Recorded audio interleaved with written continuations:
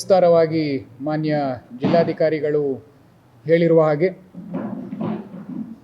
ಈ ಒಂದು ಕಾಯ್ದೆಯಡಿಯಲ್ಲಿ ಕಠಿಣವಾದ ಅಂಶಗಳನ್ನು ಬಾರೋವರ್ಸ್ ಪರವಾಗಿ ಸರ್ಕಾರ ಹೊರಡಿಸಿದೆ. ಇಲ್ಲಿ ನಾವು ಗಮನದಲ್ಲಿ ಇಟ್ಕೋಬೇಕಾಗಿರೋದು 3 ಪ್ರಮುಖ ಅಂಶಗಳು. ಮೊದಲನೇದಾಗಿ ಎನಿ ಕಂಪ್ಲೇಂಟ್ ಯಾವುದೇ ನಮಗೆ ಬಂದ್ರೂ ಇಮಿಡಿಯೇಟಾಗಿ ನಾವು FIR ಅನ್ನು ಮಾಡ್ಕೊಳೋ ಒಂದು ಪವರ್ಸನ್ನು ನಮಗೆ ಈ ಕಾಯ್ದೆ ಕೊಟ್ಟಿದೆ. ಹಿಂದೆ ನಮಗೆ ಹೃದಯ ರೋಗ ಮತ್ತು ಹೃದಯ ಶಸ್ತ್ರಚಿಕಿತ್ಸೆ, ವ್ಯಾಸ್ಕ್ಯುಲರ್ ಶಸ್ತ್ರಚಿಕಿತ್ಸೆ, ಸಮಗ್ರ ಹೃದಯ ಆರೈಕೆ ಸೇವೆಗಳಿಗಾಗಿ ನಿಮ್ಮ ವಿಶ್ವಾಸಾರ್ಹ RL Jalappa Narayana heart centre, STUMC campus, Tamaka, Kolar. 180030090309. ಒಂದು ಪ್ರೈವೇಟ್ ಕಂಪ್ಲೇಂಟ್ ಆಗಿ ತಗೋಬೇಕಿತ್ತು ಅಥವಾ ಒಂದು IPC ಸೆಕ್ಷನ್ ಅನ್ನು ಆ್ಯಡ್ ಮಾಡಬೇಕಾಗಿತ್ತು ಹಿಂದೆ ಇದ್ದಂತಹ ಒಂದು ಆ್ಯಕ್ಟ್ಸ್ಗಳಲ್ಲಿ. ಇಲ್ಲಿ ನಮಗೆ ಕ್ಲಿಯರ್ ಕಟ್ ಆಗಿ ನಾವೇ ಕಂಪ್ಲೇಂಟ್ ಬಂದಿದ ತಕ್ಷಣ FIRನ ಮಾಡ್ಕೊಳೋ ಒಂದು ಪವರ್ಸನ್ನು ನಮಗೆ ಕೊಟ್ಟಿದ್ದಾರೆ. ಇದರ ಜೊತೆಗೆ ಸಪೋಸ್ FIR ಕಂಪ್ಲೇಂಟ್ ಏನು ಬಂದು ಕೊಟ್ಟಿಲ್ಲ ಅಂದರೆ ನಮ್ಮ ಗಮನಕ್ಕೆ ಅಥವಾ ಜಿಲ್ಲಾಧಿಕಾರಿಗಳ ಗಮನಕ್ಕೆ ಅಥವಾ ನಮ್ಮ ಕಮಿಟಿ ಗಮನಕ್ಕೆ ಯಾವುದಾದ್ರೂ ಒಂದು ಇಶ್ಯೂ ಬಂದಾಗ ಸುವಮೋಟೋವಾಗಿಯೂ ನಾವು ಒಂದು ಪ್ರಕರಣವನ್ನು ದಾಖಲೆ ಮಾಡ್ಕೋಬೋದು ಅನ್ನೋದನ್ನು ಕೂಡ ಸ್ಪಷ್ಟವಾಗಿ ಈ ಕಾಯ್ದೆಯಲ್ಲಿ ಅವರು ನಮೂದನೆಯನ್ನು ಮಾಡಿದ್ದಾರೆ. ಇದು 2ನೇ ವಿಚಾರ ಆಗಿದೆ. 3ನೇ ವಿಚಾರ ಆಗಿರೋದು ಇಲ್ಲಿರುವ punishment is up to 10 years. ಈ 10 ವರ್ಷ ಇರುವುದರಿಂದ immediately they will be sent to judicial custody. ಯಾರೇ ಈ ಒಂದು ಕಾಯ್ದೆ ಅಡಿಯಲ್ಲಿ ಅವ್ರ ಮೇಲೆ FIR ಆದರೆ ಅವರಿಗೆ ಇಮಿಡಿಯೇಟ್ಲಿ ನಾವು ಅರೆಸ್ಟ್ ಮಾಡಿ ಅವ್ರನ್ನ ನಾವು ಜುಡಿಷಿಯಲ್ ಕಸ್ಟಡಿಗೆ ಕಳಿಸುವಂತಹ ಎಲ್ಲ ಒಂದು ಪರಿಕರಗಳನ್ನು ನಮಗೆ ಈ ಕಾಯ್ದೆಯಲ್ಲಿ ನೀಡಿದ್ದಾರೆ. ಅದನ್ನು ನಾವೆಲ್ಲರೂ ಕೂಡ judiciously we are going to follow it up from our district administration and police side.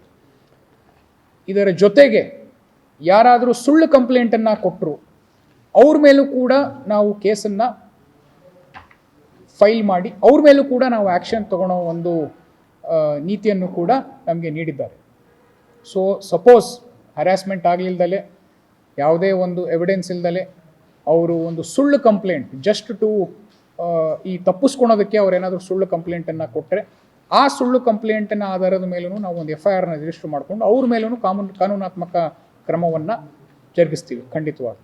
So ಎಲ್ಲ ನಮ್ಮ ಇಲ್ಲಿ ಯಾರು ಮನಿ ಲೆಂಡರ್ಸ್ ಆಗಿರ್ಬೋದು, ಪಾನ್ ಬ್ರೋಕರ್ಸ್ ಆಗಿರ್ಬೋದು, ಅಥವಾ NBFI ಆಗಿರ್ಬೋದು, ಅಥವಾ MFI ಆಗಿರ್ಬೋದು, ಯಾರೇ ಇದ್ದರೂ ಮೊದಲನೇದಾಗಿ ನೀವು ನೋಂದಣಿಯನ್ನು ಮಾಡ್ಕೋಬೇಕು.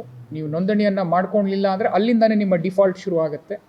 ಸೊ ಇಮಿಡಿಯೇಟ್ಲಿ ದಯವಿಟ್ಟು all of you get your registrations done immediately. ಇದರ ಜೊತೆಗೆ ನಮ್ಮ ಒಂದು ಜಿಲ್ಲೆಯ ಒಂದು ಇಂಪಾರ್ಟೆಂಟ್ ಆಸ್ಪೆಕ್ಟು ಅಂದರೆ ಒಂದು ಪಕ್ಕದ ರಾಜ್ಯದಿಂದ ಬಂದು ಇಲ್ಲಿ ಬಡ್ಡಿ ವ್ಯವಹಾರವನ್ನು ಮಾಡ್ತಾರೆ ಅನ್ನೋ ಒಂದು ಕಂಪ್ಲೇಂಟ್ಸನ್ನು ಕೆಲವು ತಾಲೂಕುಗಳಲ್ಲಿ ನಾವು ಕೇಳಿದ್ದೀವಿ. If they are not registered then they cannot function here. ಅದೇನಾದರೂ ಅವರು ವೈಯಕ್ತಿಕ ಕೆಪಾಸಿಟಿಯಲ್ಲಿ ಫ್ಯಾಮಿಲಿಯಲ್ಲಿ ಮಾಡ್ಕೊಂಡಿದ್ರೆ ಅದು ಬೇರೆ ಲೆಕ್ಕ ಆಗುತ್ತೆ. ಬಟ್ ಅವರು ಬೇರೆ ಒಂದು ರಾಜ್ಯದಿಂದ ಇಲ್ಲಿಗೆ ಬಂದು ಇಲ್ಲಿ ಅವರು ಮನಿ ಲೆಂಡಿಂಗ್ ಮಾಡೋದು ಅದಕ್ಕೆ ಯಾವುದೇ ರೀತಿಯ ಆಸ್ಪದ ಇಲ್ಲ.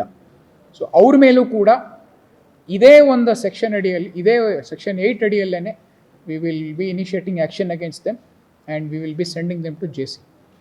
ಸೊ ಈ ಹಲವಾರು ವಿಚಾರಗಳನ್ನು ನಿಮ್ಮೆಲ್ಲರಿಗೂ ಗಮನಕ್ಕೆ ತರ್ತಾ ಆ್ಯಂಡ್ ಯಾರು ಇಲ್ಲಿ ಮನಿ ಲೆಂಡರ್ಸ್ ಇದ್ದಾರೆ ಅವ್ರಿಗೂ ಕೂಡ ಒಂದು ಸ್ಟ್ರಿಕ್ಟ್ ವಾರ್ನಿಂಗನ್ನು ಜಿಲ್ಲಾಡಳಿತ ವತಿಯಿಂದ ಹಾಗೂ ಪೊಲೀಸ್ ವತಿಯಿಂದ ನಾವು ನೀಡ್ತಾ ಇದ್ದೀವಿ.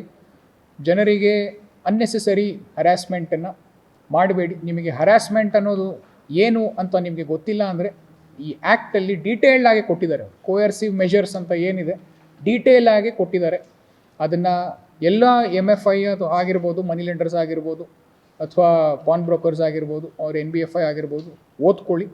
ಆ್ಯಂಡ್ ನಮಗೆ ಟೆಕ್ನಿಕಲ್ ಎವಿಡೆನ್ಸ್ ಖಂಡಿತವಾಗ್ಲೂ ಸಿಕ್ಕೇ ಸಿಗುತ್ತೆ. ನೀವು ನಮಗೆ ಬೇರೆ ರೀತಿಯ ಎವಿಡೆನ್ಸ್ ಸಿಗಲಿಲ್ಲ ಅಂದರೂ ಟೆಕ್ನಿಕಲ್ ಎವಿಡೆನ್ಸ್ ಅಂತೂ ಖಂಡಿತವಾಗ್ಲೂ ಸಿಕ್ಕೇ ಸಿಗುತ್ತೆ. ಅದಕ್ಕೋಸ್ಕರ ದಯವಿಟ್ಟು ಎಲ್ಲರೂ ಇದನ್ನು ಫಾಲೋ ಮಾಡಿ. ಆಮೇಲೆ ಯಾರೇ ಒಬ್ಬ ಪಬ್ಲಿಕ್ ಅವ್ರಿಗೆ ಏನೇ ತೊಂದರೆ ಇದ್ದರೂ ಇಮಿಡಿಯೇಟಾಗಿ ಅಲ್ಲಿ ಅವರು ಲೋಕಲ್ ಸ್ಟೇಷನ್ನ ಹೋಗಿ ಅಪ್ರೋಚ್ ಮಾಡಿ ಅಂತ ನಾವು ಜಿಲ್ಲಾಡಳಿತ ವತಿಯಿಂದ ನಿಮ್ಗೆ ಹೇಳ್ತೀವಿ.